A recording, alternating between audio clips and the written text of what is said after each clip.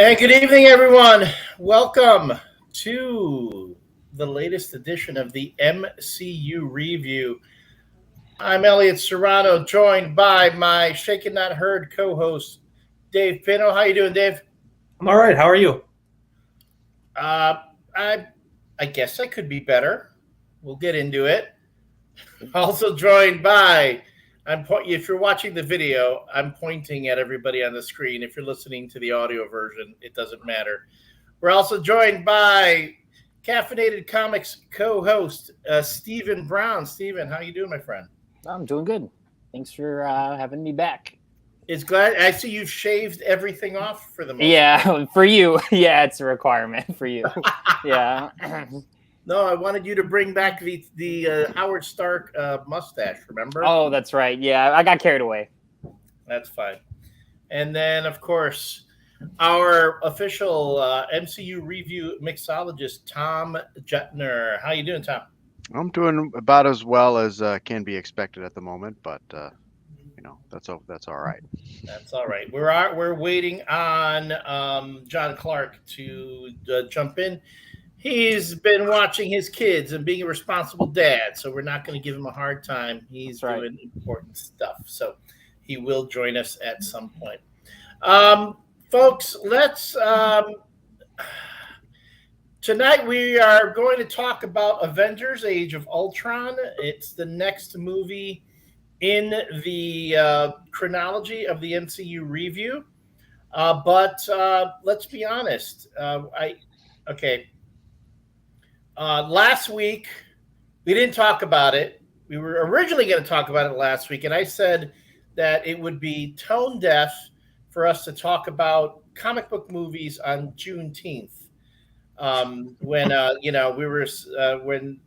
African Americans were celebrating an important holiday and having a bunch of dorky dudes talking about Marvel movies would have been a little bit, again, tone deaf and a tad disrespectful. And then we thought, hey, this week should be fine. What's gonna happen? That's gonna get in the way of life and entertainment. Things happened. Before we get into those said things, he is here, John Clark. Hello. Fashionably late. Hi, John. Rebooting. That's fine. Yourself or the computer? I wish myself. I know, you really do want to be like a really do. Maybe just unplugging. That would unplug me and I'll buy a new one. And no joke, John messaged me earlier today. John was thinking about doing recording a Caffeinated Comics, to put in the bank. But John, if I remember correctly, you said you were just so angry from the events of this past weekend. You said, screw it. I didn't want to do one until you finally came up with a topic. And then I said, well, we've got the MCU ReVU. To which, again, and I want to say this, I don't mean to belittle folks who enjoy this show or think that, it's fun to talk about the movies. We're generating content, we're having fun, and, we appreciate the folks who listen. And whether you're watching this on the live stream or you're listening to it on the Radio Misfits Podcast Network, we have made references in the past that there are times as we've been recording this show that certain things happen, boom, as we record these episodes, and things that, we're going to look back and remember. Wow, that's what happened when we recorded that show. So with that in mind, I told John, I told the other guys before we came on that I was going to throw everyone some curves. And this is the first curve. I think this is pretty apropos. I'm going to start. I have just a new segment that I want to introduce today for all of you, and I'm sure everyone's got an opinion. Before we get into Age of Ultron, give me your 2-minute review of the recent SCOTUS decisions. I'm going to start with you, Tom, because you were incredibly vocal on your social media this past weekend, and considering you are very familiar with the law, I would love to hear your opinions. It's an earth-shattering decision. It goes far farther than a lot of decisions in terms of reversing long-standing court precedent than any in a very long time. And certainly Justice Thomas's concurring opinion in his footnote talking about Obergefell and other cases that he seems to really want to revisit, it doesn't bode well for any of us. And I think as from the perspective of the law, I mean, I remember reading Roe in law school, and then the subsequent decision, which is Planned Parenthood v. Casey. Planned Parenthood v. Casey I feel is a much better decision if you actually go back and read it.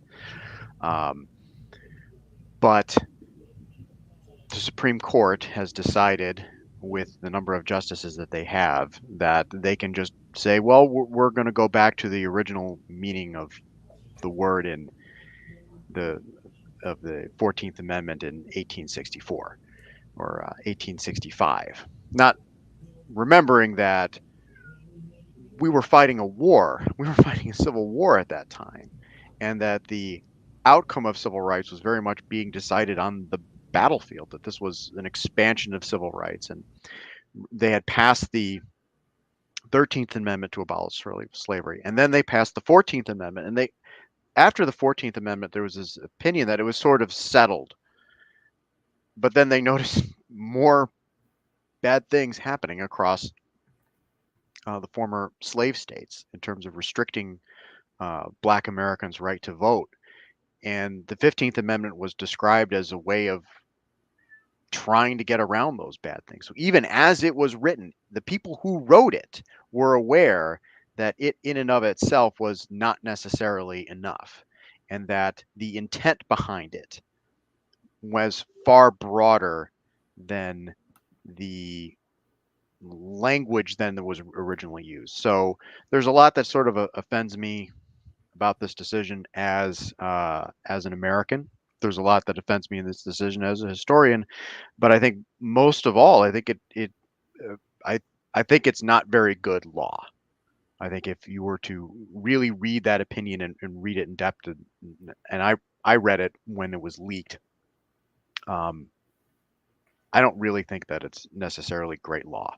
And just as it's taken a problem, which is that Roe, as originally written, was not necessarily the best written decision, but that Casey obviously is a much better decision as it came down. So they took that problem. Well, let's try to write an even something that's much, much worse going forward. So we'll see how long it stands. As this court has made very clear, stare decisis apparently is no longer a thing. So if that's the way they want to go, then turnabout will be fair play. Thank you, everyone. Lehman, Susan, thanks for tuning in. Thank you, folks, for saying, hey, the MCU review is something that helped. You want us to keep chugging along. That you need us going. Thank you, Facebook user. Things happen, but you got to check out. People need levity. This is why we find such joy in the MCU. We appreciate that. Susan says, we all need this. Thanks. Thank you for your support. By no means are we trying, I just want to stress, though, by no means are we trying to dismiss the enormity of what's happened the last few days. And I speak for myself as a man who, be honest, I was not affected by these decisions this past weekend, but it would be irresponsible on my part if I didn't talk, if I didn't speak up for women. I mean, I have a sister.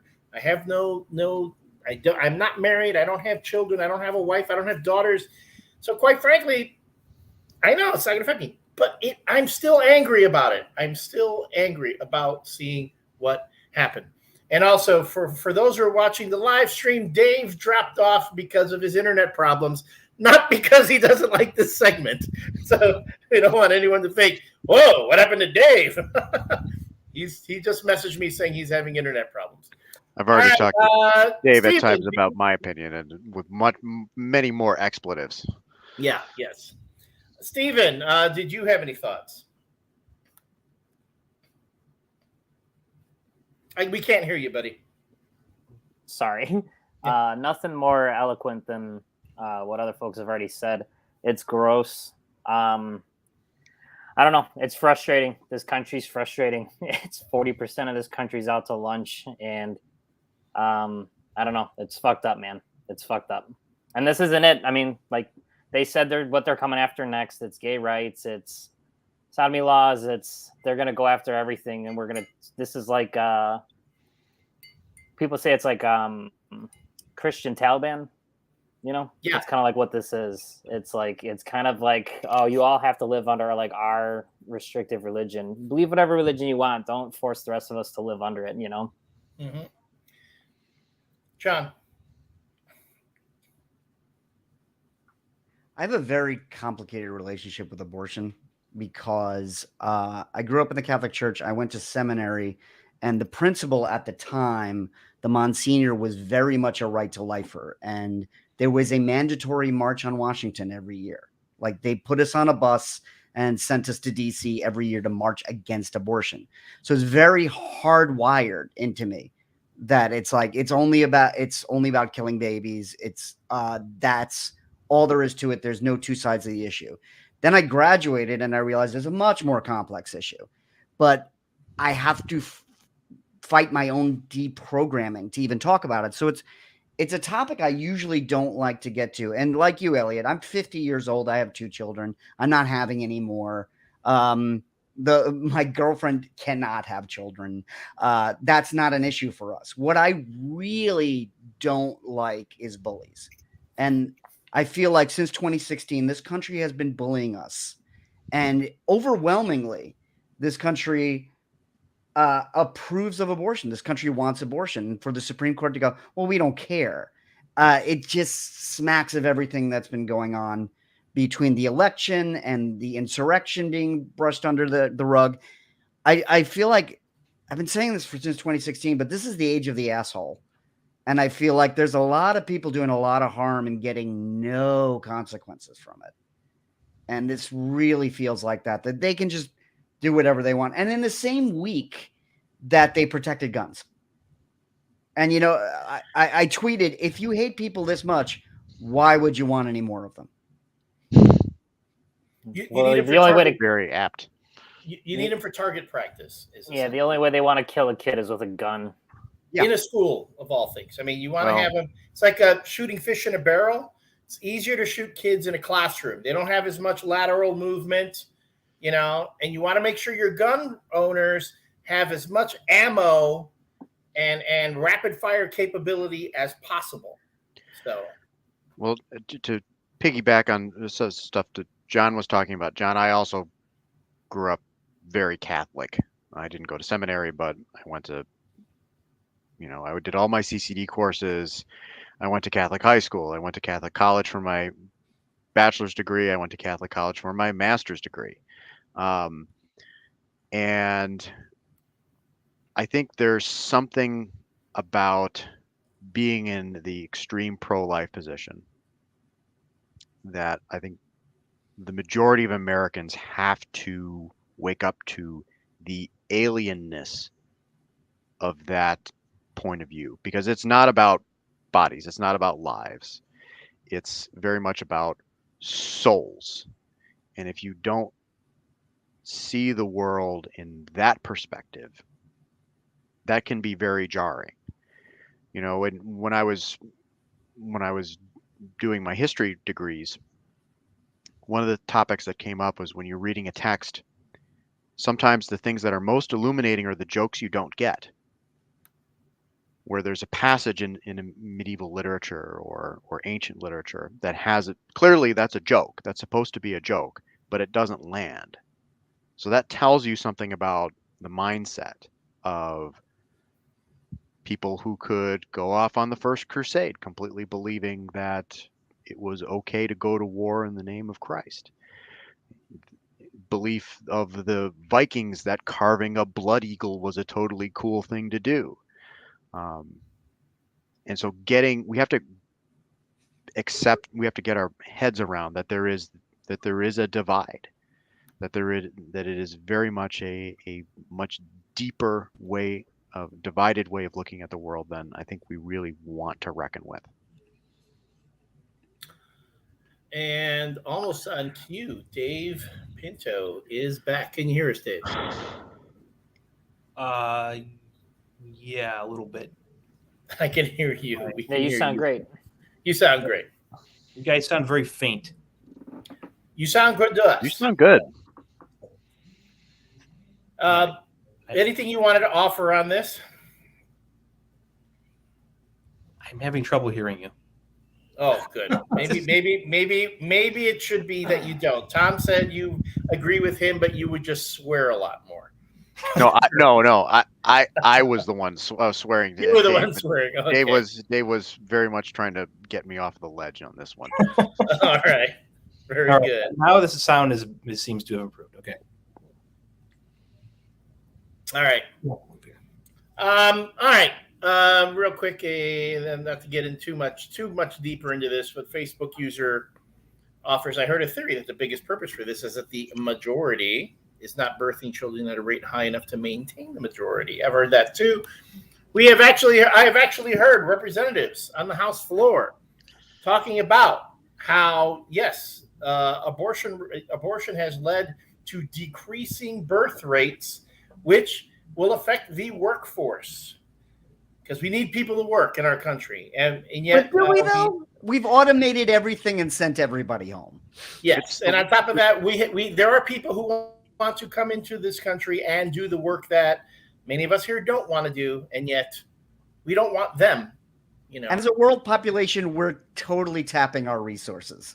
We are. So less people is a good thing. If you've met more than 6 people, less people is a good thing. Yes, absolutely. All right. So again, folks, so thanks for bearing with us up to here. Thanks if you're listening. If you thought, oh man, why are these comic book nerds talking about politics? Can't they just talk about comic books? I don't want to listen to that. Well, folks, I mean, this is the reality of life, and that's let me be real. Comic books and movies don't matter in the grand scheme of things. They don't. They are distractions. They are diversions. They are things that we watch and read and listen to help us get away from life, yes. But they should never be distractions and diversions that keep us from dealing with life, that keep us from engaging and making sure that life is worth living. Add to that life is fair, that we make sure that this world that we live in, that this country that we're in, that this life that we lead is fair to everyone. And again, this is a room full of guys who, you know what? I don't want to, we right now, guys, all my lady friends are like going, Elliot, I love you. I know you're not one of those kinds of guys, but right now I don't want to look at any men. So, fine. This is hilarious. Thank you, Facebook user. I don't read any comics with politics in it. Nope. That's the setup. Punchline. That's why Captain America is my favorite. Thank you for that chuckle. All right. So let's segue away from this a little bit. That's not to say that we're not going to talk about it at all. Feel free, guys, if there's something you want to offer as we go. This is open to all opinions. But the next part I want to get into is your 2-minute MCU review of Age of Ultron. I'm going to start with Steven, who wants to be present for every Avengers movie. Yeah. So, Steven, give us your 2-minute review of Age of Ultron. I think Age of Ultron is kind of like the first big Marvel movie they put out that showed the problems with the MCU that was going to become more apparent the further along it would go. It has like all the right ingredients in it, but nothing really is pulled together quite right. It's trying to do too much all at once. I think as like an Avengers fan, there's a lot of stuff I really like in this movie. So it's like I enjoy watching it. It's like a fun movie. There's a lot of really cool set pieces in it. But I think it's a bit garbled in the same sense that I think Marvel wasn't ready for the success of the MCU. And I think they got to Avengers and they knocked one out of the park when no one thought they were going to do it. And everything post Avengers and the immediate follow-up is them trying to catch their footing. And they stumble with the Age of Ultron. They stumble with Thor Dark World. They stumble with Iron Man 3. It's not until they get to Winter Soldier that they kind of get their footing again, you know? So this is like a stumbling block along the way, and it suffers from the problem a lot of the MCU suffers from now is we know so far in advance what's coming that it's like, oh, who cares about Ultron because Thanos is coming. Like they tease Thanos at the end of Avengers and then we do Ultron. It's like, well, they'll be fine. You know, it's like the Avengers will make it because Thanos has to kill him, you know? So it kind of sets up your big bad guy as kind of like not that big a deal right off the bat is not a great way to start your next big, you know, sequel movie. Dave. Let's see if I can actually get my sound to work. Can you guys hear me? Yeah, I hear you great. All right. Great. I want to make sure it's not one-sided here. I like this one. I think it's entertaining. It's definitely flawed, and I'm sure we'll hit on some of the flaws. I think one of my biggest gripes in rewatching it, maybe not the biggest, but one of the biggest is, in retrospect, I feel like Quicksilver was kind of wasted. Even, I mean, maybe they felt like they needed a sac. Obviously, they needed something to kind of spur Scarlet Witch in this, but they needed like a sacrificial lamb because at this point you start to accumulate so many characters, and maybe they felt, oh, you know, if we introduce him as being someone of significance right off the bat, but then pretty much immediately kill him, it's going to be this big, you know, shocking plot twist that no one's expecting. But I think in retrospect, I would have liked him to stick around a little bit more, especially seeing kind of what 20th Century Fox did with their version of Quicksilver in the some of those later X-Men movies, which weren't great, but I thought Quicksilver in those films was somewhat of a highlight. So yeah, I mean, that's something that's jumped out at me was how they handled Quicksilver. I do like the introduction of those two characters, which of course was teased at the end of the previous movie. Yeah, I remember when this came out, I don't really remember if the dislike or the kind of the negative attitude toward this movie was immediate, or if that was something that sort of developed over time. Now it feels like it was so long ago that I don't remember, but it's surprised me in recent years how low so many people seem to think of this. And maybe that's because there have been so many great MCU movies that have come since then. It just kind of keeps getting forced down. But yeah, it's I wouldn't say it's one of the best, but it's surprising me how disliked it seems to be by so many. Tom. Oh, well. Sorry, John, did you have something? No, go ahead, Tom. Okay. Well, I actually think that the drink of the week is a pretty strong metaphor for this movie. So the drink of the week is the Grunfell's Old Fashioned, after Thor's line about the drink that is not made for mortal men. This has two types of aged rum, one of which is 57% alcohol, allspice, dram, sugar cube, and two different types of bitters. And like the movie itself, it is rich, decadent, with long evolution and somewhat saccharine on the finish. And to further sum up, this is the type of movie that we would have gotten if you'd crammed Civil War, Infinity War, and Endgame into a single movie. I'm drinking mine right now. Yes, very good. It's there's a lot going on in this movie. I think that some of the highs that it hits are some of the scenes that it does that are good. that are really good, I think are some of the better stuff that we've seen in the MCU. On the other hand, some of the lows that it hits are some of the low moments that it hits. And as much as I have a low opinion right now of Joss Whedon, kind of as a human being, I do understand some of the frustrations with making this movie in terms of what kind of needed to be crammed in, the points that they needed to hit, and how much runtime they needed to go with. And I do understand the need to kind of fight for a couple of scenes, which I'm sure we'll get into, to keep them in the movie, that even though it was relatively overstuffed. So I do understand that motivation. And it was a difficult task. I don't think they exactly pulled it off in all places. Where they did pull it off, I think it was pretty good. But they definitely did not pull the trick that they were trying to turn in everywhere. John?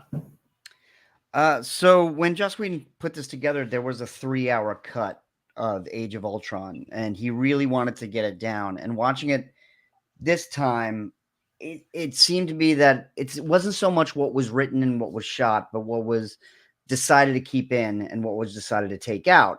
Joss Whedon talked a lot at the time. His audio commentary is a large-scale exploration into depression. He's not in a good mood when he recorded that. And he goes into a lot of the battles he had with it. He really wanted to make something personal. He wanted to make something smaller. He wanted to make Batman Returns, where when Tim Burton made Batman, it was the biggest thing in the world. And the studio said, great, you're a genius, make whatever you want. And he made the most Tim Burton-y licensed movie that could ever be. So Joss Whedon wanted to make the most Joss Whedon-y movie that was possible. And Marvel was kind of, no. We're building something huge here. So it was this battle between what to keep in and what to take out. And it came down to a fight between the farm, which we'll get into, is everybody says where the movie goes to die, and the cave, which seems to come out of nowhere and make no sense. Marvel wanted the cave. Joss Whedon wanted the farm. They decided to keep both. Keeping both destroys the pacing of this movie. And watching the cave part again, I was like, well, why does Marvel want to keep this? And I realized that is where they explain what the Infinity Stones are. And that's the real mistake that I think this movie makes that the other 3 Avengers movies don't. In all of the Avengers movies, we know that they're called phases. They all build up to an Avengers film. And, we introduce every character, we build up to Avengers 1. We check in with every character, we destroy S.H.I.E.L.D., we bring in more of the Infinity Stones, we raise the stakes, we build up to Avengers. In the middle of this Avengers movie, they start building to other things. Like Steven said, there's a Thanos cameo at the end. There's an explanation of the Infinity Stones. It feels like halfway through this movie's bored of being this movie. Like you said, Steven, like they kind of stop caring about Ultron in their own movie. Yeah, it's frustrating because it's a cool villain, and I think the movie did a lot of like neat tricks in terms of like figuring out different ways to like make like Ultron's history from the comics and like the Vision's history from the comics makes sense. Like getting Paul Bettany to play the Vision and it's Jarvis to Vision is like a linear line, is like a stroke of brilliance. Like Joss Whedon is a piece of shit, but like that was a great idea. And that was Joss Whedon's idea. He said, when they were casting Vision, he's like, Paul Bettany's great. We're already using him. Why don't we just put him in live action? And obviously, as we follow this up in the consequent films in WandaVision, you're right. Very good choice. Yeah. I mean, I think it just showed very good like hindsight and very good like planning on his end. And I agree with that. I didn't know the studio and the scenes and all the specifics of it, but it's like, it's very clearly, this is a movie that's like, is being made by parents that aren't getting along. You know what I mean? It's just like, this movie just is not a coherent unity of a project. I like that analogy. That's actually pretty good. You guys pretty much, you said most everything. I will offer just these 2 things. One, To me, Joss Whedon always has to kill a beloved character in whatever he's doing. He did it with Firefly, did that with Angel, did it with Buffy. I knew he wanted to kill somebody in this movie. To me, it looked like he was trying to telegraph that Hawkeye was going to die. It was the whole, I'm going on one last mission, I'm going off, da da da. And I think if he was given his druthers, Joss Whedon probably would have killed Hawkeye. But as you said, John, Marvel probably said, nope, can't do that. So who does he killed kill? Agent Coulson in Avengers 1. Yes. And at the same time he was making this movie, he was creating Agents of S.H.I.E.L.D. Mm-hmm. And looking back, neither one of those things really hit it out of the park. They're both compromised. Yeah. Yep. I remember at the time that it came out that when Age of Ultron was released, I can't remember what year it was, but right around the same time, I remember reading like an old memo from Marvel. Like Marvel Comics put a memo out to like their staff internally in the 60s.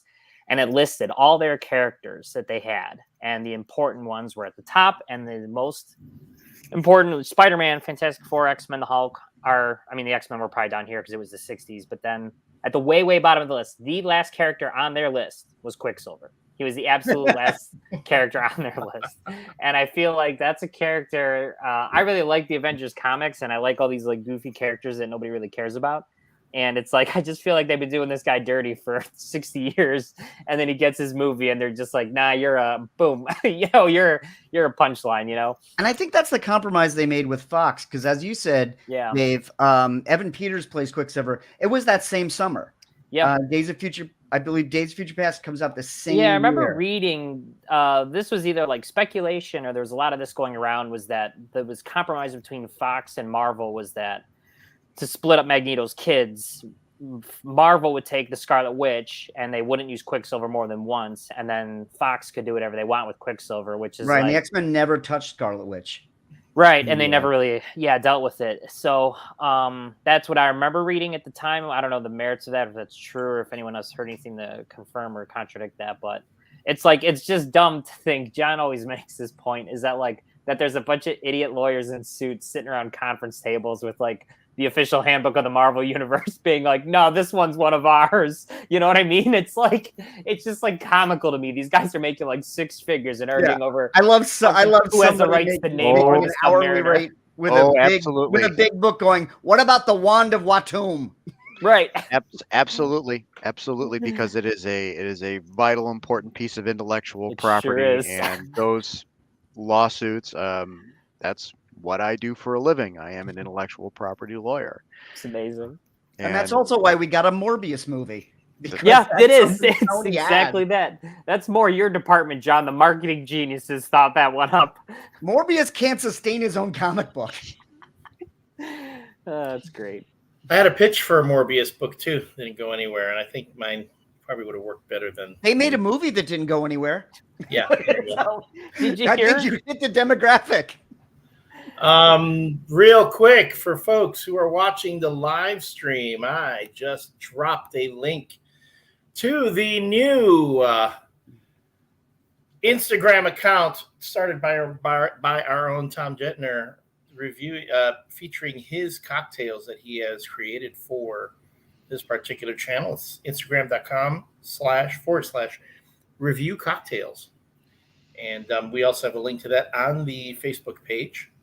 If you check out the Facebook page where this live stream is running, as well as links to all the fun stuff we've got going on. If you like and follow our Facebook page, you'll get notifications as to when the next episode is going up, as well as news from the Caffeinated Comics podcast, the Caffeinated Comics page, and other things that we find along the way that we think are fun to share.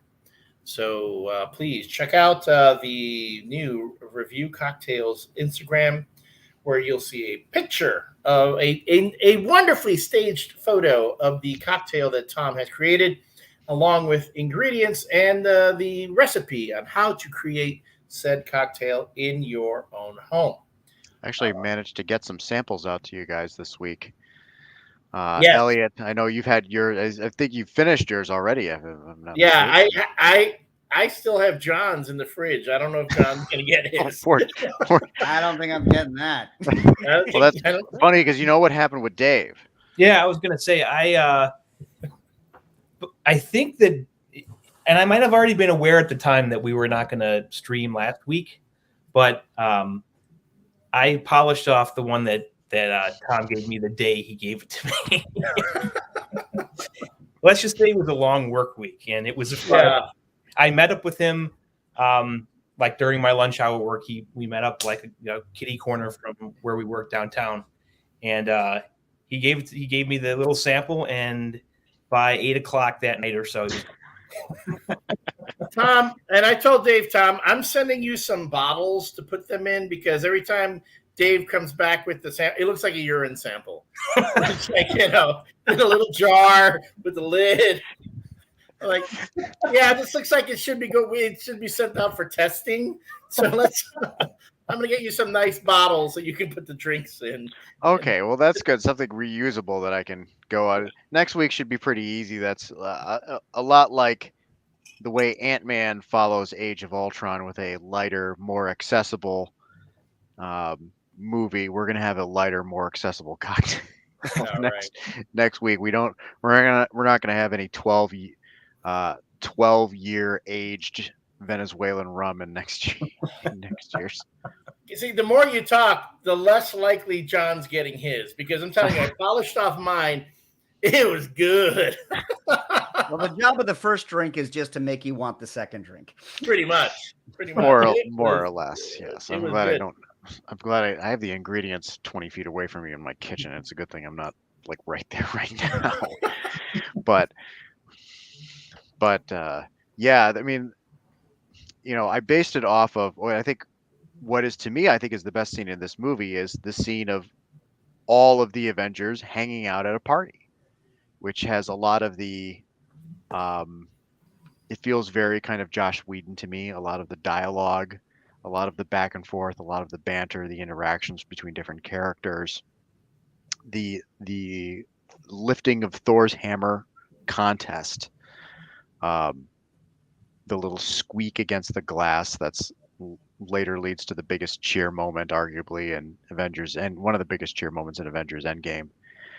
But that I think is probably my favorite scene of this movie, and I was glad to incorporate it into this cocktail. There is one controversial thing that Tony Stark does say in Age of Ultron that got a little bit of flack in the on social media. Was Tony Stark said that if he, I'm trying to find if he's able to lift the hammer, he goes, I will be reinstituting prima nocta. And that's, of course, the bit where, if you're a nobleman, you could go about your country, your country and pretty much deflower all the virgins. And they did that bit in Braveheart too. Yeah, but that wasn't done for a joke, though. I mean, no, that wasn't done for a joke. Yeah, that's. That was I didn't say the scene was perfect, but yeah, but in Braveheart, it's done as it's very, very powerful the way they do it in Braveheart. So, anywho, So where was I? I've already had one. This really strong drink is helping me lose my train of thought. You were saying something that Mel Gibson did was way too intense. That's what I True. Oh, another thing too. Another bit about Age of Ultron too is Ultron goes to all this trouble to get vibranium to make all these vibranium Ultrons, which seem to blow up with no problem. They seem terribly splody. Which I go, wait, I thought vibranium is nigh indestructible. How is it that they just blow up? Well, I kept waiting for an explanation on that. That part of the plot is a little fuzzy, and I don't know if that's editing because it didn't seem like he had that much vibranium. I thought he used the vibranium to build himself a bigger body, which was not unlike the design of the first body, so I kept forgetting he did it. Vibranium is supposed to be so rare that I don't think he built the army out of it. I thought that big thing that like falls out of the sky was vibranium, and the Vision was made out of vibranium. Yeah, Steven is right. I thought the drones were just like drones he mass produced at the factory where the Hydra guys were building the Ultrons. All right, well, that's the plot point that got lost on me because I kept thinking, oh, he's building because Ultron in the comic books is made of vibranium, which is supposed to make him really so formidable. And it's funny that since Age of Ultron, both What If and Doctor Strange in the Multiverse of Madness have made better use of Ultron than this particular movie did. Yeah, well, that's something I wanted to talk about, the choice of James Spader, because I feel like casting James Spader as Ultron is both the best and worst idea of this movie. Because I feel like he's really interesting. He's really enigmatic. You want to know what he has to say, but he isn't scary. Yeah, it's like he's doing something, but it's not quite like singing, you know? It's like there's something there, but it's not enough to be like, oh, yeah, this could have been a great performance. It's like a Nicolas Cage or a Jeff Goldblum kind of performance where you're just like, what's he doing? Right. But you're so like taken off guard that you're never thrown off. I think between that and the humanizing of the CG, where they gave him metal lips. Yeah. Like they were trying to capture his facial expressions, but all it really did was soften him. Right. It took him a minute, I think. You know, Thanos, they kind of cracked. They figured out he doesn't quite look right the first couple times he shows up. And then by Infinity War, he looks pretty good. It's like, you know, I don't know. This is like Marvel's. They're still in the tradition phase here of like bad villains. You know, Loki's good, and then there's just a bunch of stinkers for a while, you know, and it's like there's not like bad people playing these characters, you know, they're getting decent actors, there's decent talent. They just a lot of times Marvel kind of forgets to write the villain part, you know. Well, it's funny that final scene of Ultron, the scene between him and Vision, which is beautifully written and really well acted, and Paul Bettany's wonderful in it. I realize it's the only time I found Ultron frightening, and that's because he doesn't have a face at that point. He's just one of the drones. And they use like puppet body language, and it's so much more effective than everything they were trying to do with his face. Yeah. And I felt like with Ultron, especially in the comics, the less human he is, the more frightening he is, because he really doesn't like life.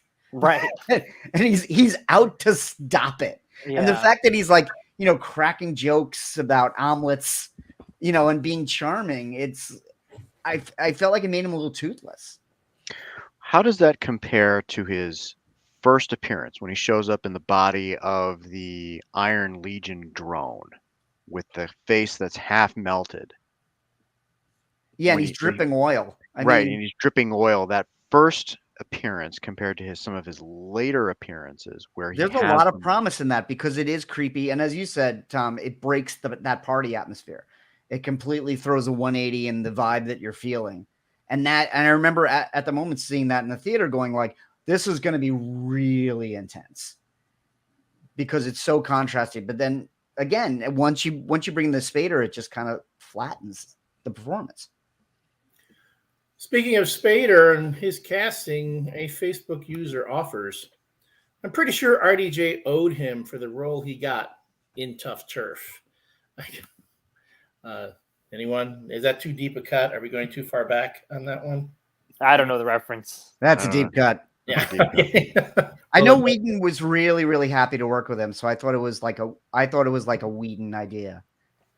They made a lot of that too. I remember when they were talking about Age of Ultron at San Diego Comic-Con, and James Spader was on all those panels, and you know they made a lot of hay about that. Don't get me wrong.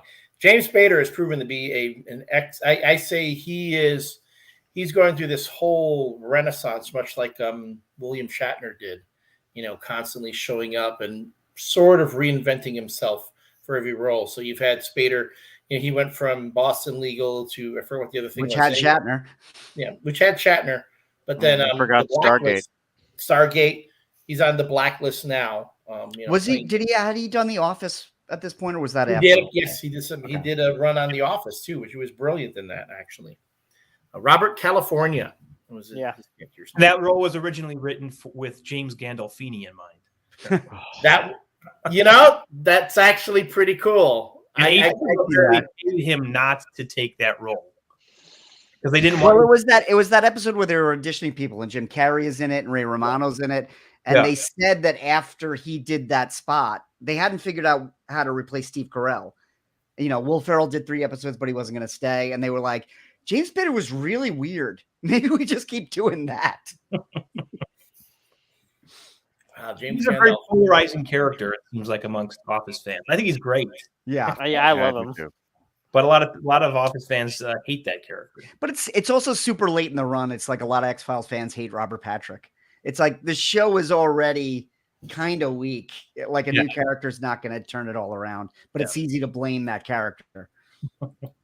But do they like him better than Ludacris on X-Files? Oh yeah, but didn't he just did the movie, so everybody forgot that happened. Yeah, he came way at the end. No, he was on the series for a bit. Was he on the really series? way late? Really way late. Yes. Wow. They had two new agents who were like mentored by Scully or something like that. So yeah. Yeah, I don't want to get too far in the weeds. I think that was the rebooted seasons? Yeah. Like way Like near when the they, end. Not when the they brought- miniseries, but like way near the end before right after the last movie. You know, boom, boom, boom. Okay. Yeah. All right. So thank you, Facebook user, for sending us off on that track. So again, if you are watching the live stream, we read the comments, or I read all the comments, folks. So if you make a good joke, I'll share it. Yes, and you can watch us on Facebook, on YouTube, and on Twitch TV. We're everywhere out there, folks. Another thing too is, again, tell me if I'm wrong, but the line when Quicksilver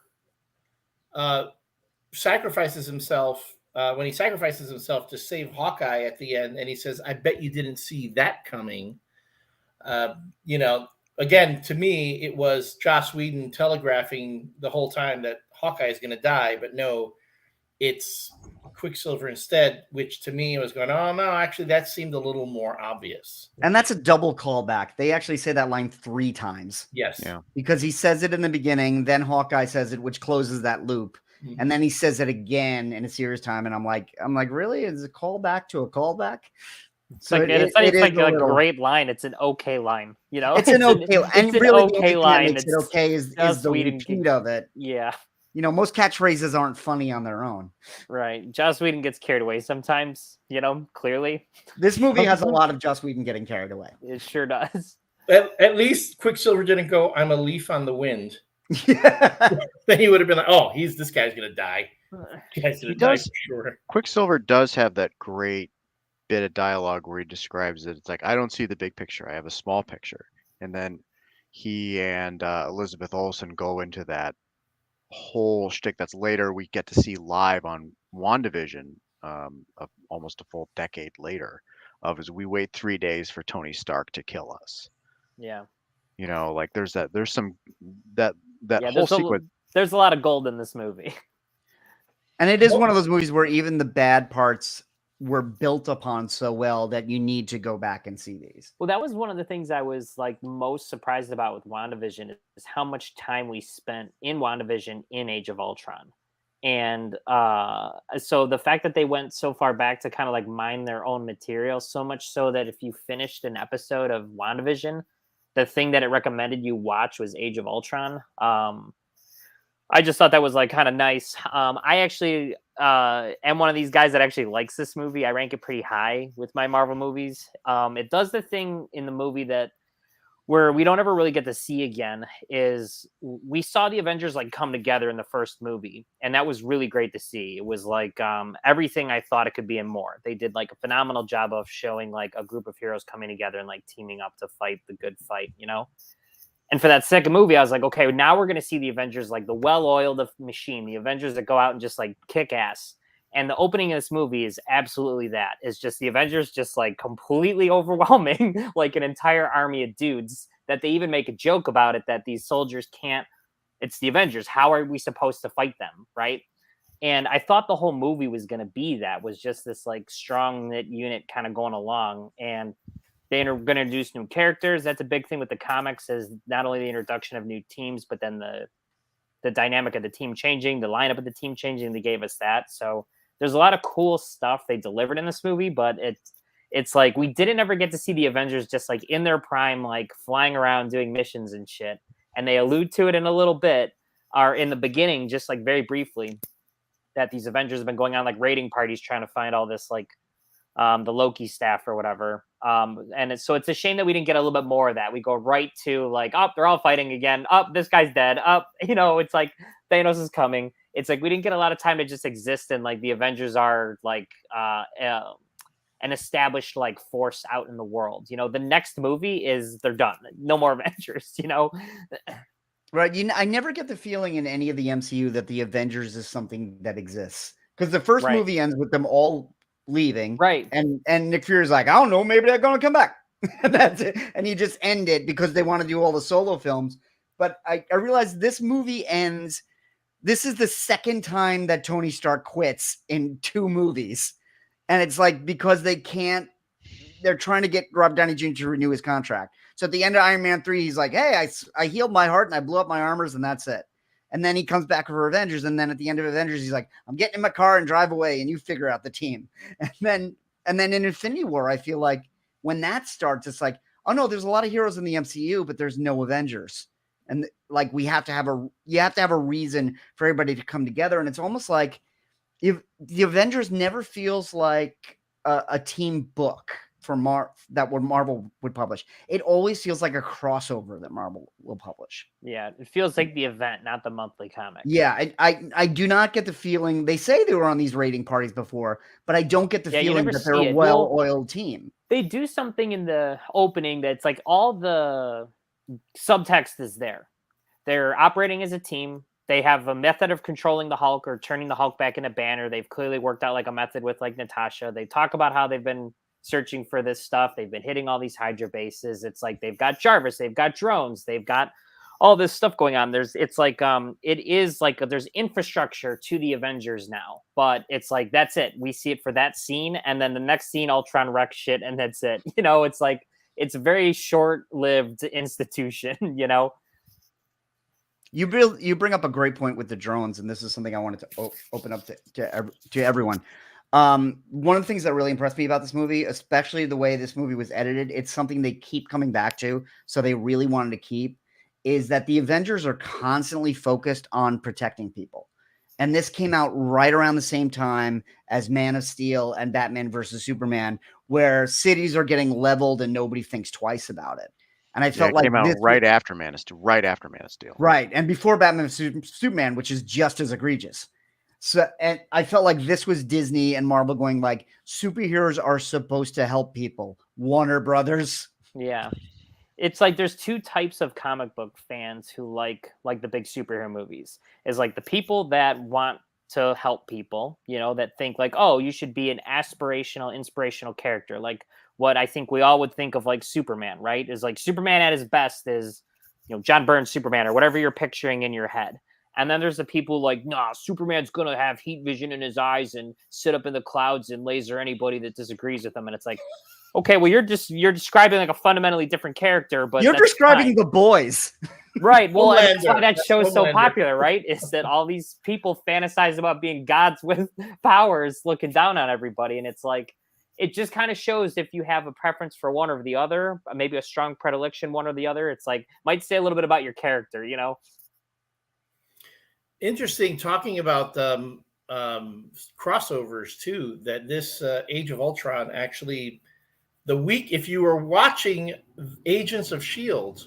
on ABC at that time, the week before, Agents of S.H.I.E.L.D. crossed over into Age of Ultron. There would be a plot line that would run through Agents of S.H.I.E.L.D. that week.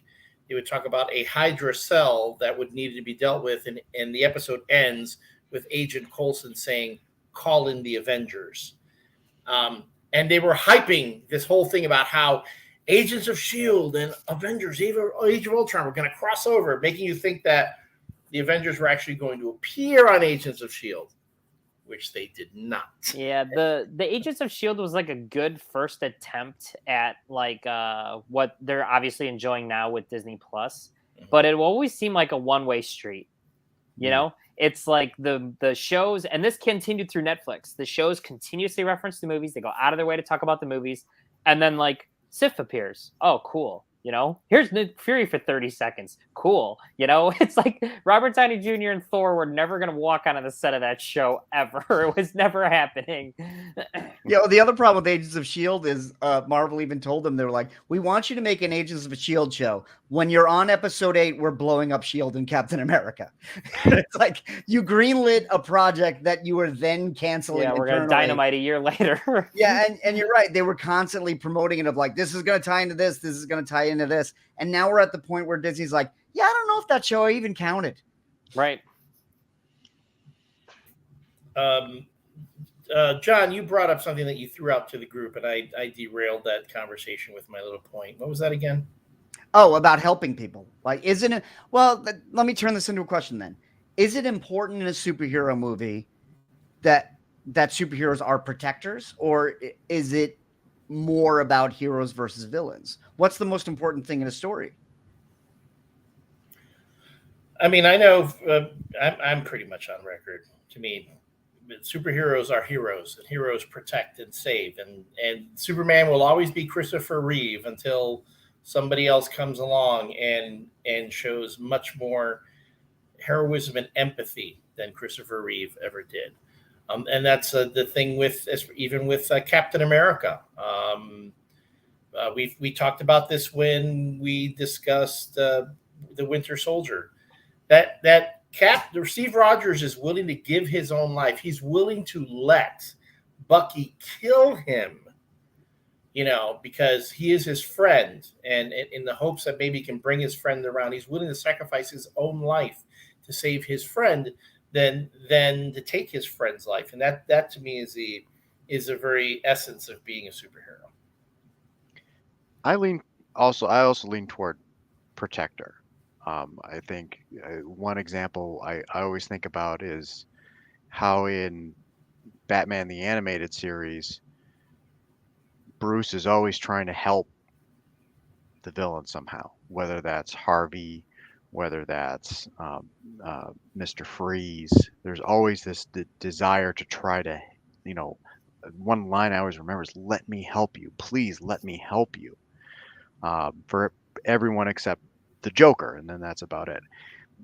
And with this movie, the funny thing is that despite the emphasis on trying to help people and protect people, the Avengers' failure to protect everybody becomes a major plot point in the next movie and becomes a kind of an open wound in the MCU going forward. It's that we did our best, but we couldn't do enough.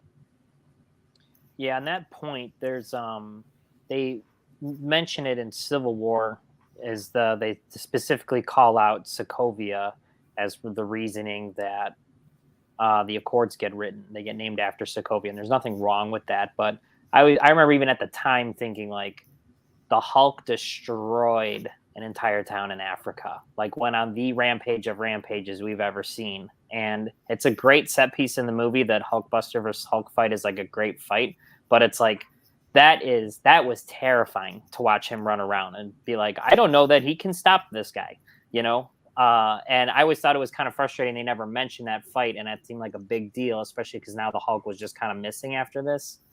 But I agree. I think the big thing is these big movie guys who make these big budget films, you're showing a lot of destruction. You know, the Hulk destroys this town in Africa. The Avengers destroy Sokovia.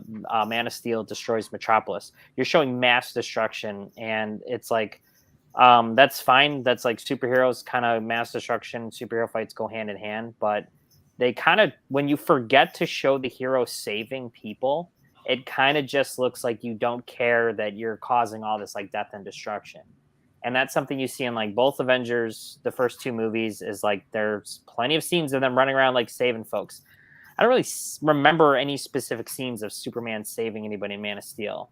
I remember him breaking Zod's neck because somebody was going to get like heat vision, and that's it. And it's like, oh, well, you're murdering to protect. It's like, it's kind of tone deaf, and you're kind of missing the point of the character, in my opinion. But yeah, I think it's something where it's like this. It does kind of show you. It's like if you don't show the hero saving people, we're gonna assume they're not saving people, or it's not a priority. It's like that's kind of why you have to show those scenes. You know, It's something I liked with the Batman film with Robert Pattinson, depicting Batman in that way.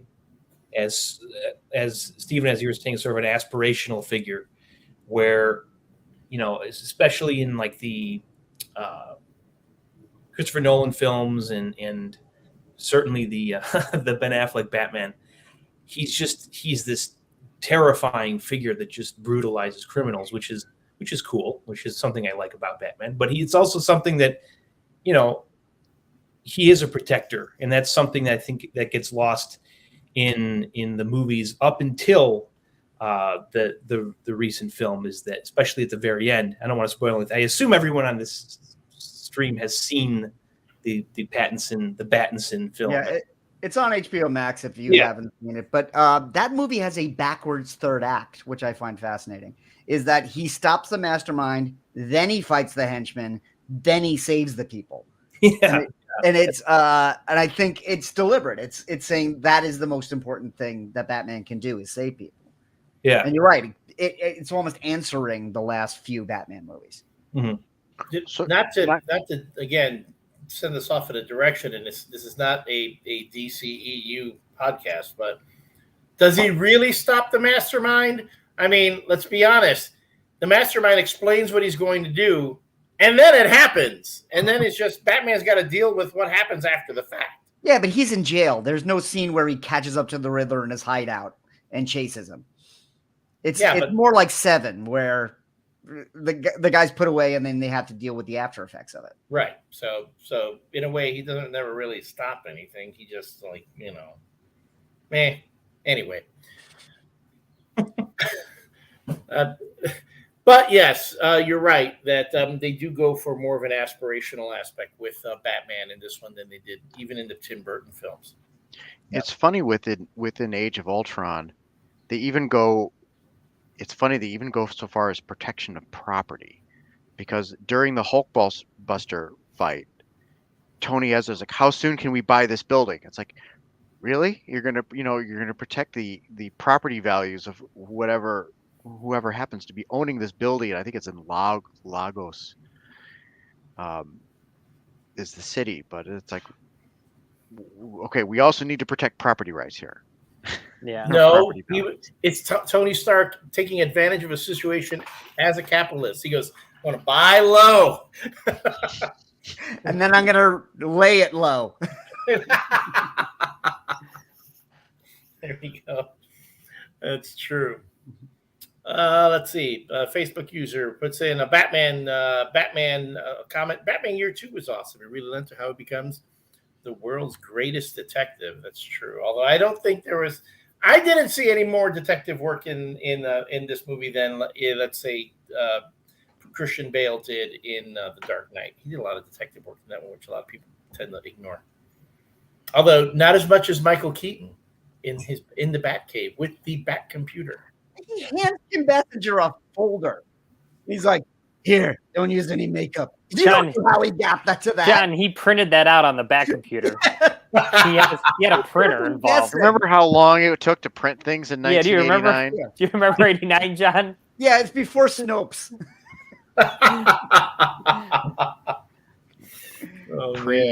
Pre-inkjet printer days, where you had to have the little thing that went across with the paper that had the little holes on the sides with the roller. And then the shape of the bat symbol, very tiny, shaped holes. I just like the idea that like Batman's fighting this very, very, very, very serious war on crime, but he takes the time to be like, "No, but put little bats on everything." You know what I mean? Because who the fuck's doing that? Alfred's not sitting in the bat cave painting bat signals on all his little toys. You know what I mean?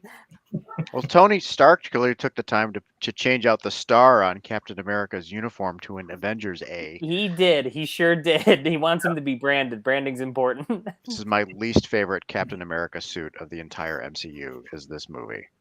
Oh, really? I don't. The white is like it's either too much or not enough. Like either it should be all the way down to the white should either be all the way down to the gloves like it is in the comics, or they should just get rid of it like they did in Civil War and Endgame, and just have it be blue going from the shoulders all the way down to the wrists. So it bothers me on a fundamental level, and I don't like it. There's an old fanfic I read a while back about related to this. It was that very thing that Alfred was going around putting bat this, bat that on everything just to annoy Bruce. You know, so I can see Tony Stark doing that too. Okay, now we're gonna have an A on there. But that's your uniform when you team up with the Avengers. When you fight crime on your own, you're gonna wear it with just a star. You know, Star. He's very particular. This is for your military work, and this is for your contractor stuff. It says for your action figure sales is what it's for. You got to have a new action figure. When Kermit the Frog wore a hat and a coat, he was a reporter for Sesame Street. When he took those off, he was the host of the Muppet Show. Speaking of action figures, John, is there an action figure to? There was an entire Marvel Legends line. We are at the point where Marvel Legends is up and running, and I brought out the most impressive one. This is the Hulkbuster Build-A-Figure.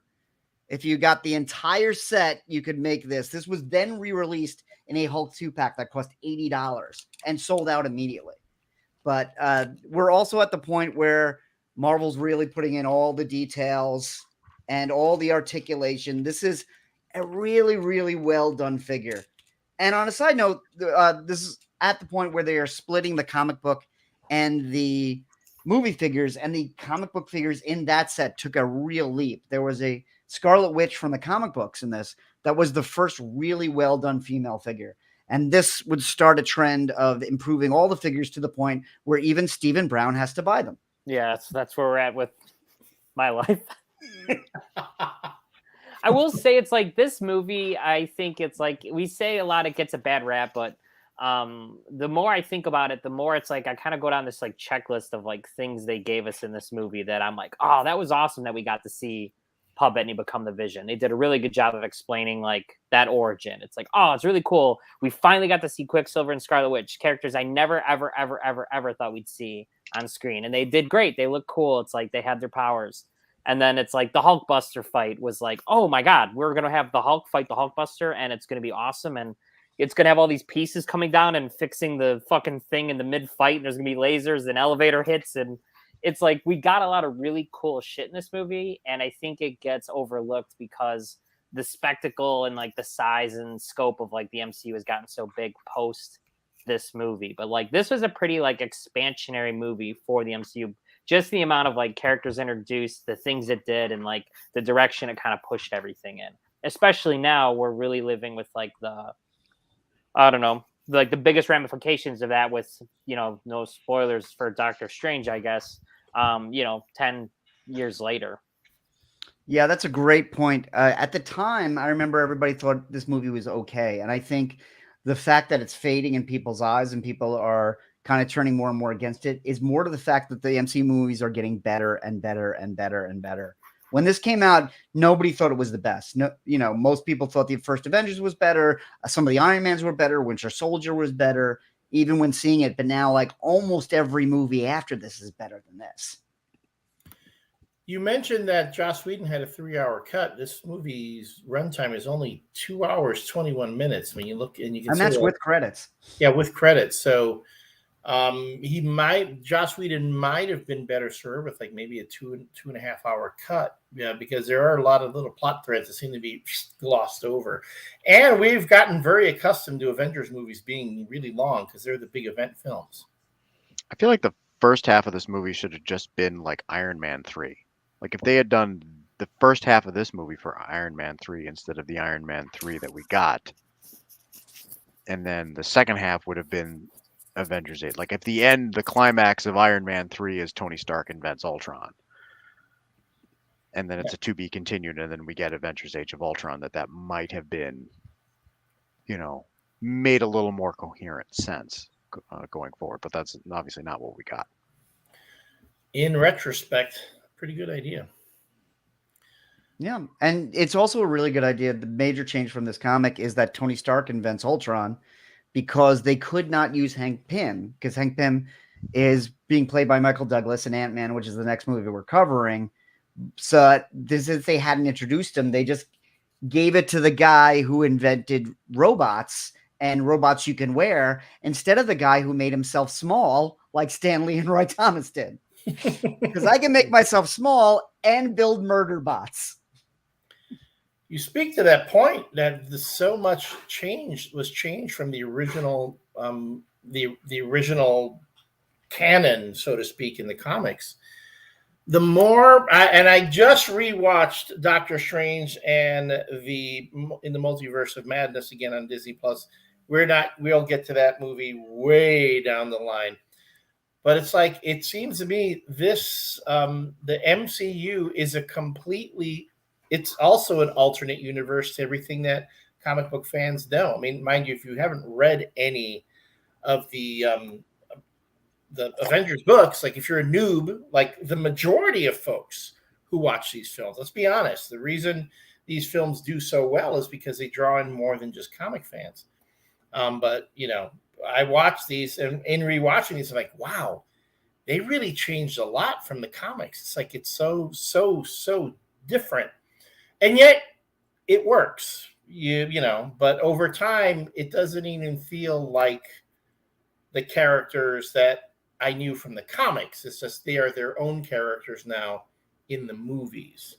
Hence, yeah, I've kind of found that myself, is that we got away from it was like right when they changed the titles of the movies, the Marvel logos. It used to be comic book pages flipping. Yep. And I always liked that, because I was like, that's where this stuff comes from. It's all comic books, and that's like very precious to me.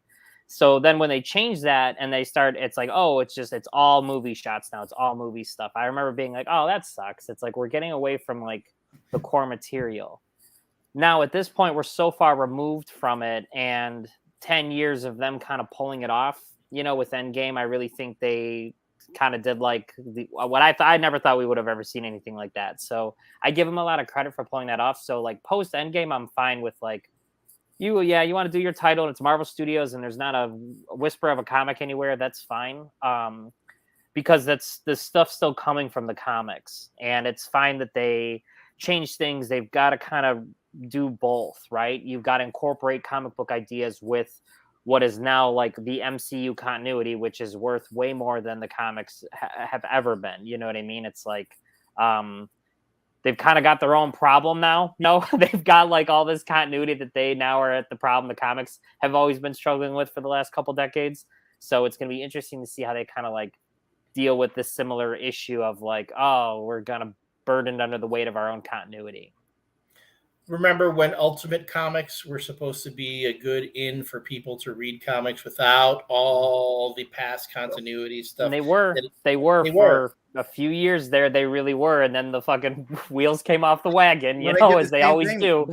They built up so much continuity that the stories became about their stories. And it's like everybody grows into their parents.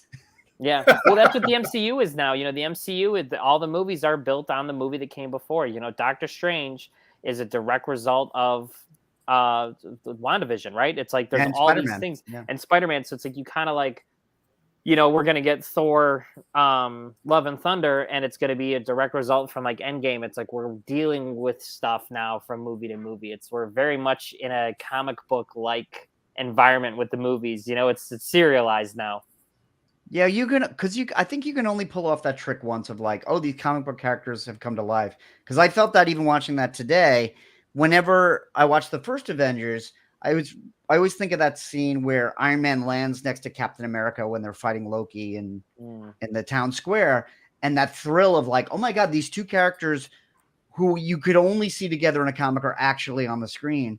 And watching that opening scene in Age of Ultron, it's like, oh, all these characters are back. Like I no longer have that connection. Oh, see, so when they first show up in that cold open and that we're off to the races, I was like on a fucking roller coaster. I was like, this is awesome. They're all back. But I'm not Look how thinking cool about the this comics is anymore when I see that opening. I'm just like, okay, all these characters back, and where are they going to go? It's no longer like, oh my God, this is just like when the Hulk fought Hydra and in this issue. That's just gone because they've done it. They've already done it enough at this point. It's interesting to me that they, as someone who's not a huge comic reader, kind of knows the basics, that we've now reached the point where the Marvel movies are, I don't want to say catching up with the comics, but you have them introducing characters who are relatively new to the comics, who have only been introduced in the past couple years, where when you consider they have, 60 or so years worth of material to build off of. And it's like they're already ramping up in almost like, obviously there's some big storylines that they haven't done yet. Like Secret War seems to be on the horizon. But that's fascinating to me. I guess it's more of an observation. I don't really question. I think a lot of it just comes down to, we've had 10 years of these Marvel movies and Robert Downey Jr. doesn't want to do Iron Man anymore, so you can't recast him, that'll go horrible for them, So instead of doing that, it's like, all right, well, let's get the next generation of like superheroes in here because we can get another 10 years out of them. And then maybe by that time there'll be another Iron character and another character named Thor and another character named Captain America that they can pull from. Or we'll do Ultimate, and we'll go, here's the Ultimate movies and we'll just reboot it all because we'll have the rights to all of our properties and everything can mature at the same rate, A lot of people think they've already kind of done that with Sam Wilson. Yeah. A lot of people think the multiverse is their way of just being able to recast anyone they want. Like, if you want Tom Cruise to be Tony Stark, oh, well, he's from this universe. Yeah. And he's come over. But you're right. They are digging deeper and deeper. And I like that they're pulling from everywhere because the last 2 Disney Plus shows, and we're at a point now where we get way more shows than we get movies, is right now Ms. Marvel's airing. And right, she's maybe 10 years old, this version, Kamala Khan. But then before that, we got Moon Knight, who was a character from the 70s that people don't really remember. So I think with the way Marvel's looking at this is, okay, how is the next one going to be different?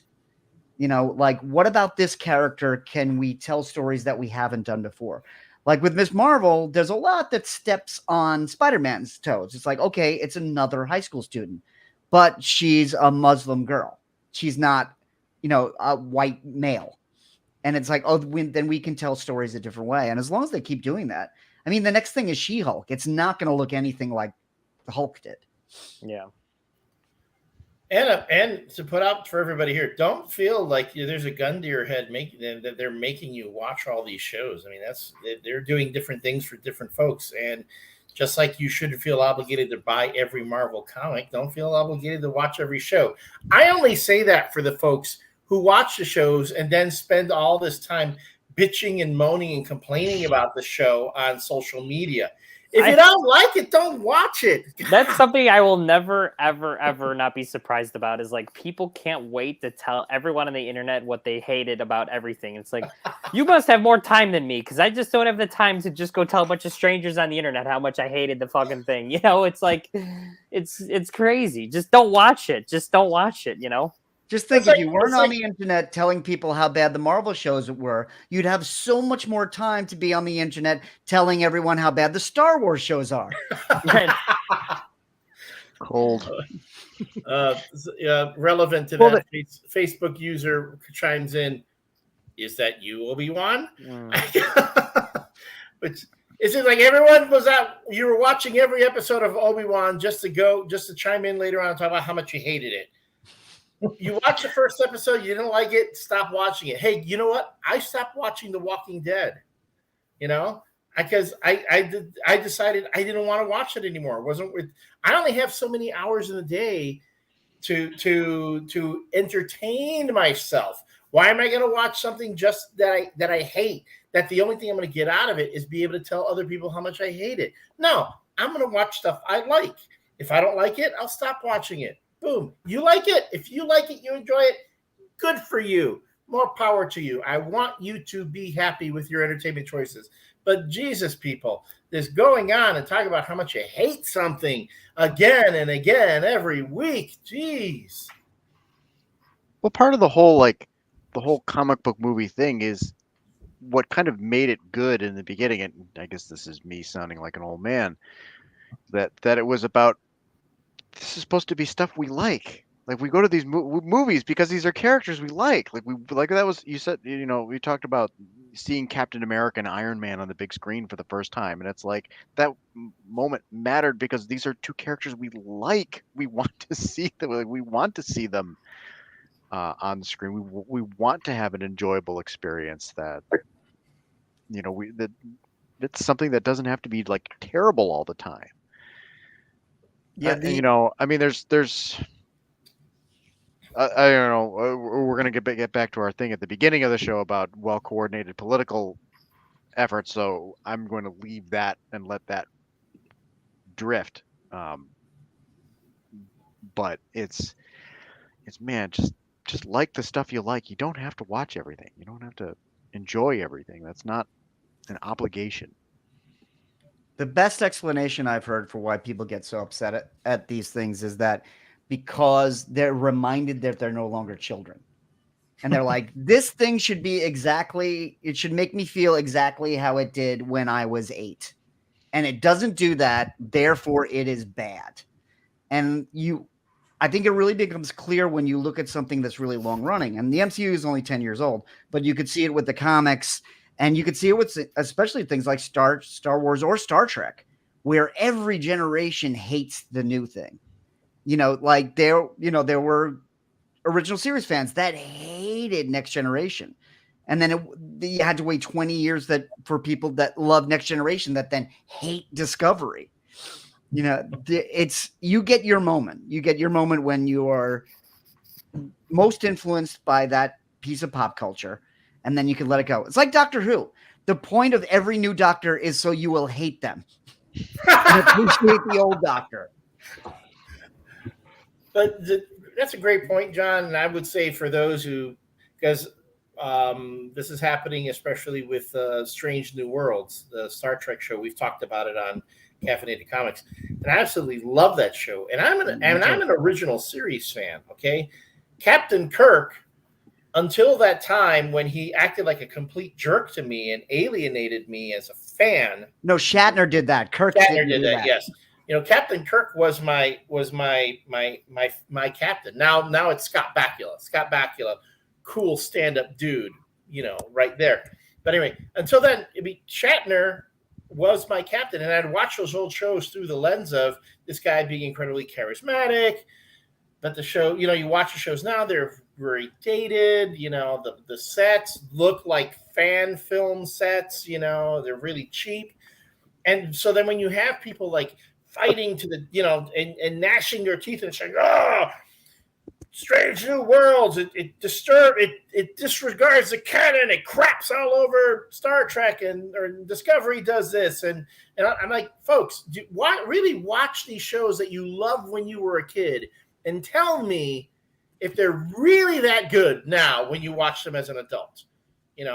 Like, remember when Masters of the Universe, when Kevin Smith redid it for Netflix, and you had folks all over the Masters of the Universe fan pages going off about how it was so terrible and was disrespecting the fans and the canon and all that. I go, guys, Masters of the Universe was created to sell toys. You're getting angry that your TV commercials got updated. Okay. Yeah. People take their hobbies too preciously. You know what I mean? It's like, don't worry about what other folks think about your thing. You like it, great, good for you. It's like they make a thing you don't like, don't watch it. It's like, it's easy. Yeah, you're also arguing the quality of the Filmation animation. Right. Filmation also did Star Trek. Filmation always has a shot of a character like this. Just and again, their face. There you go. Then they run at you like that. They all have the same stock poses. They did Batman, Star Trek, Fat Albert, and He-Man all exactly the same way. they're charming. One of my favorite bits. So you mentioned Fat Albert because they use so much stock animation on that. Is there's a scene when Rudy is running from Fat Albert and the gang, and you see Rudy run from left to right on the screen, and then you see the gang following him, and Rudy's in the gang, chasing himself. But it's so fast, you don't really know. You never think, you're not going to notice that he's in there. But it's a stock image of, because you're not going to animate that whole group scene all over again and like take somebody out. You're just going to use the same group scene. So. Meanwhile, we've gotten to a point where we could do 8,000 Ultron drones in a single shot and have it not be that big of a deal. Well, it's a big deal to the animation studio that got contracted to do it. Yeah, the poor underpaid animators who had to render all that. I will say it's like at the same time this came out, Marvel put out the comic Age of Ultron. Do you guys remember this at all? Yeah. That was their big event that year. Was it Brian Bendis and Brian Hitch working together? Yes, and I think Brian Hitch couldn't finish it, if you could believe such a thing. He didn't have the time to get it done. But it was something that he was kind of building up to. Bendis clearly had like an Ultron story, and they were building up to it. And I just remember it was like we had like 2 or 3 years of Marvel trying desperately to try to like tie the comics into whatever was going on in the movie at the time. And it was they did it during when Captain America and Thor came out the same year, the first Captain America movie. The event was Fear itself, and it was the Thor villain going after our Captain America villain going after a Thor hammer. So it's like, ooh, both of our 2 main movie characters are in the comic event. And this was like the same thing where it's like they hyped this comic. It was like this, and it had like absolutely 100% nothing to do with anything. It's like watching them fail was like was a monthly struggle, in the comic book days. They're doing that now. Marvel's now made Kang the big bad in their comics. Yep, they're pushing Kang now because they're trying to get ahead of Ant-Man and Quantumanium or whatever it's going to be called. And Kang will be the big bad like over the next few years. Yeah, he's the new Thanos, right? It seems to be. I believe Kevin Feige is going to be giving a presentation on the Marvel Phase 5 at D23 at the next big investor thing. So we'll be hearing about that moving forward. And he'll announce. I mean, we're already out of. They're already leaving Phase 4. They're going into Phase 5 already, which is kind of quick if you ask me. Yeah. Well, we don't have Avengers movies to be the goalposts anymore. There is no Avengers movie greenlit. So we've had a lot of stuff in Phase 4, and I think Phase 4 is really about introducing the multiverse, which is most of the properties have done that or touched on it. But when you think about it, Endgame ended that was 2019. I mean, pre-pandemic, that was 3 years ago. We've had a lot of Marvel since then. Yeah, that finished the Infinity Saga, as they call, and of course now they're calling this the Multiverse Saga. So moving forward, and they've got the next 10 years planned out. So yeah, it's wild. It just kind of shows you what happens when you plan a little bit, It's almost like DC could maybe kind of look in the yard next door and see what's going on every once in a while. Well, it also helps when you're going to make money from everything you put out. That's also true. You stop second guessing things. Well, it's hilarious that DC gave Black Adam is the next big thing coming out now, right? It's exciting. The Rock, and I believe there's going to be another Shazam movie after that. But I have not heard of any big plan. Well, there's the Flash movie, but Ezra Miller just keeps burning his career down before it comes out. So it may not even come out. Yeah, Michael Keaton and Ben Affleck are in it because they're trying to do their own multiverse with it. Yeah, right. That's right. And but that's it looks like that. I've been reading articles about what WB is going to do with Ezra Miller. They're thinking about either cut the kid loose or just wait a year or two for all the crap around him to die down and then release a Flashpoint. They should just release the footage with Michael Keaton as Batman. That's all anyone wants to see. That's right. That's the movie we really want. Stop fucking around. Make Batman Beyond. Well, there's a fan theory going around, and I'm sure it won't happen, but they were like, they should just reshoot all of Ezra Miller's scenes with Grant Gustin from the CW show. Oh, that'd be brilliant. We don't have to explain it because it's the multiverse. Yeah. And in all honesty, I will say I don't understand why they didn't just pull him in. I mean, the kid's part of the family. I didn't understand why they didn't make Tom Welling Superman and Man of Steel. He was the right age. Well, even Tom Welling himself will say that he didn't quite look the part. So, you know, he will say that. And if you've seen Tom Welling lately, though, I mean, he is a beefy dude. He's a big guy. Oh, yeah. Well, when they did the Crisis crossover, he and Lois came back. And I was like, oh, you're a middle-aged guy now. Yes, exactly. You need a young guy to play Superman for a bit. It's young man's game. Yeah. And Brandon Routh, I thought, was great. It's just... Yeah, I think it's a really sad because I think he did a I really great like job. Henry Cavill. He just hasn't been in anything. He did good too. All right. Well, Tom's got to go attend to a 7-year-old, and I think we've ridden this train about. We're already talking about the DC movie, so I think we've ridden. That's how you know we've ended.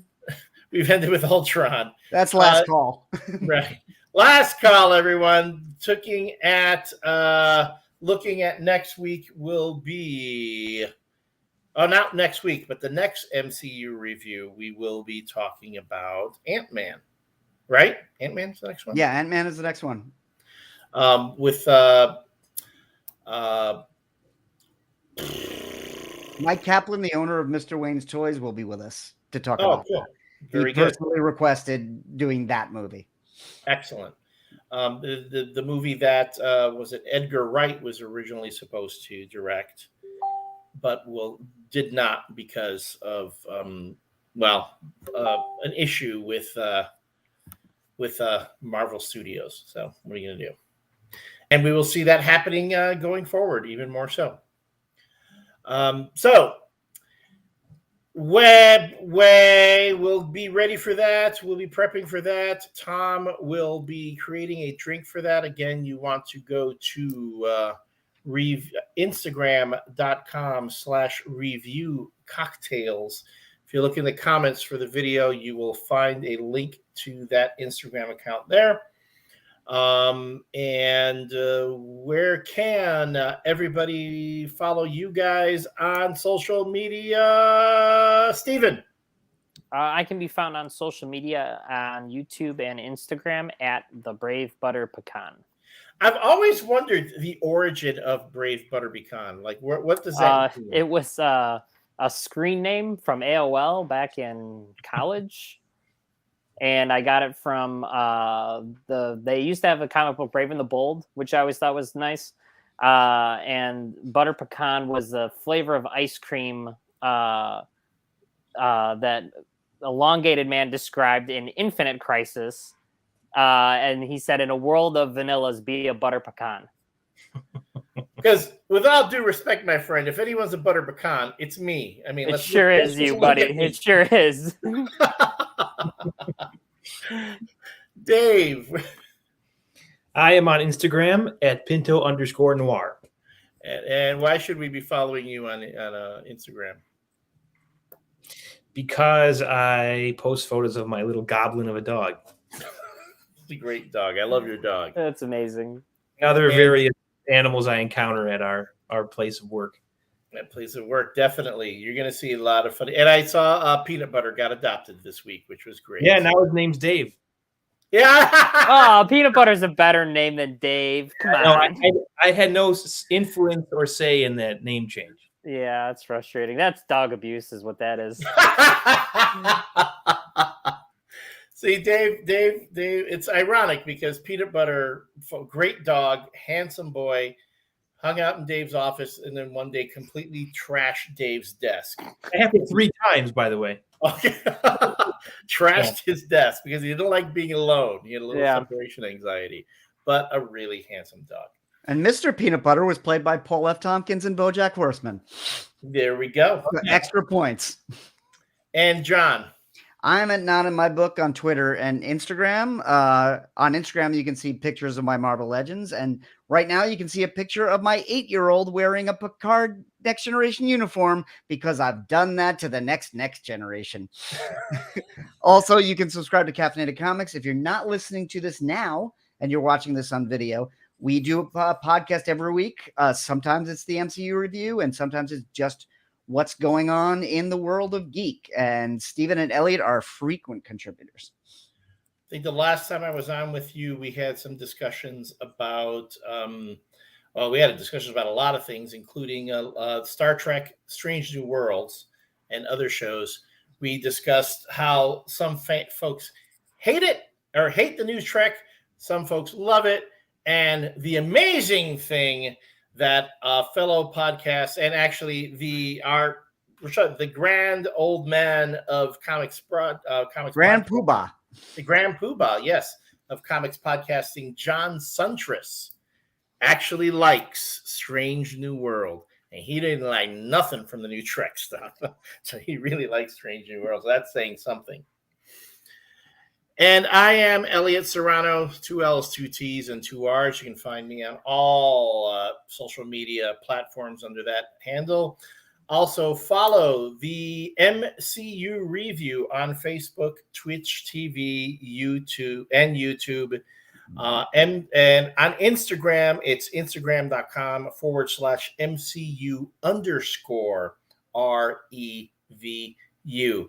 Folks, if you watched this video, if you saw this, if you've listened to it, please do us a solid, give us a thumbs up, share us, like us. Anything you can do, we really appreciate that. Help us grow the fan base, help spread the conversation. If you're enjoying this, let us know. Write to us at mcurevu@gmail.com and let us know what you think. Thank you, Susan. Thank you, Lehman. Thank you, Facebook user. I think I know who the Facebook user was. Thank you, Facebook user, for chiming in this evening. Thank you, Stephen, for joining us tonight. Thank you, Tom, for creating another drink. To everyone who's with us, whether you're watching us live or listening to us on the Radio Misfits Podcast Network, thanks for your support, and we'll see you again out in the Marvel Cinematic Universe. Good night.